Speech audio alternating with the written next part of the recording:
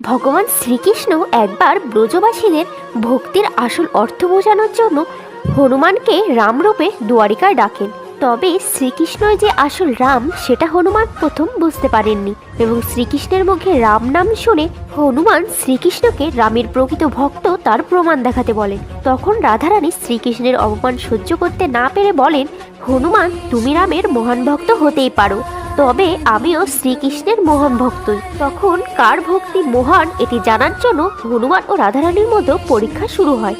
তারপর রাধারানী বলেন, ভগবান রাম যে তোমাকে তার মহান ভক্ত মনে করে তার প্রমাণ ভগবান রামকে সেখানে উপস্থিতি হয়ে বলতে বলুন, তিনি আপনাকে মহান ভক্ত বলে মনে করেন। তারপর হনুমান ব্যাকুল হয়ে রামের খোঁজ করতে থাকে। তারপর শ্রীকৃষ্ণ দর্শন দেন রামরূপে। তারপর হনুমান মাতা সীতাকে খোঁজার জন্য ব্যাকুল হয়ে থাকেন এবং রাধারানীকে দেখে বুঝতে পারে তিনিই মাতা সীতা। তখন হনুমান নিজের বুক চিরে রাম সীতার প্রতিবিম্ব দেখেন।